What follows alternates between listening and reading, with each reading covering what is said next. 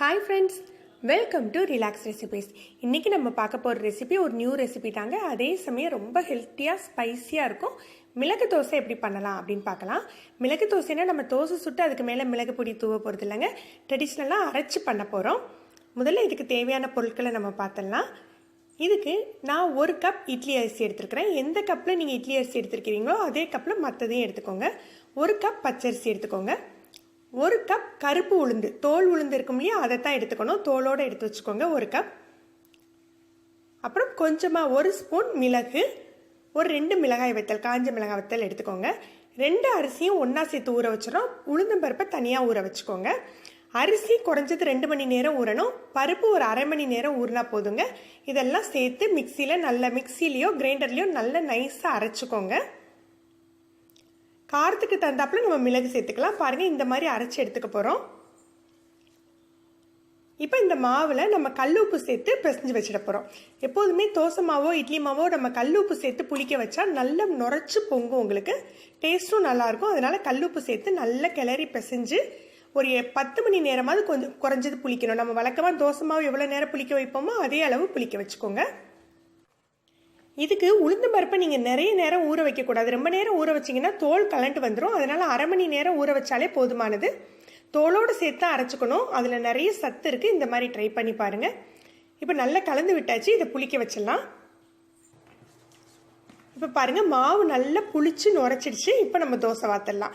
இதுக்கு நல்லெண்ணெய் விட்டு செஞ்சால் தான் நம்ம நல்ல டேஸ்டியாக இருக்கும். முதல்ல கொஞ்சமாக நல்லெண்ணெய் தடவிக்கலாம் கல்லில்.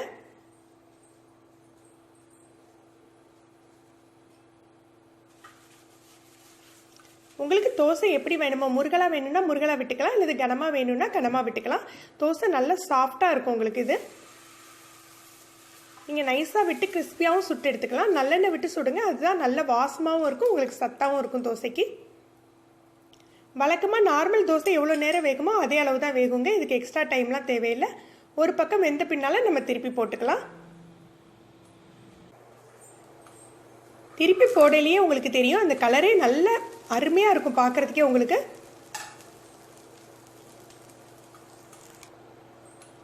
இந்த தோசை ஆறி சாப்பிட்றத விட சுட சுட சாப்பிட்றதுக்கு உங்களுக்கு ரொம்ப டேஸ்ட்டாக இருக்குங்க. இந்த தோசையிலேயே நம்ம காரம் போட்டு பண்ணியிருக்கிறதுனால குழந்தைங்கள்லாம் அப்படியே வெறுமனையாகவே சாப்பிட்டுடுவாங்க. இல்லை பெரியவங்களுக்கு வேணும் அப்படின்னா நம்ம தேங்காய் பொட்டுக்கல்ல வச்சு சட்னி அரைச்சி கொடுக்கலாம். கொஞ்சம் காரம் கம்மியான சட்னி இதுக்கு ரொம்ப டேஸ்டியாக இருக்கும். ஏன்னா இதில் ஏற்கனவே நம்ம மிளகு சேர்த்துருக்கோம் இல்லையா.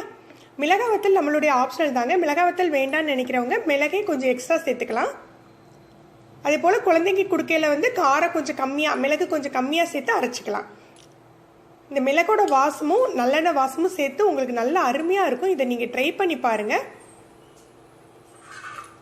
இந்த தோசை எப்படி இருந்தது அப்படின்னு சொல்லிட்டு உங்களுடைய கருத்துக்களை கமெண்ட்ஸில் சொல்லுங்கள். உங்களுக்கு இந்த வீடியோ பிடிச்சிருந்தா லைக் பண்ணுங்கள், ஷேர் பண்ணுங்கள். இது வரைக்கும் நம்மளுடைய சேனலை சப்ஸ்கிரைப் பண்ணாதவங்க சப்ஸ்கிரைப் பண்ணிக்கோங்க. மேலும் ஒரு புது வீடியோவில் உங்களை சந்திக்கிறேன். நன்றி.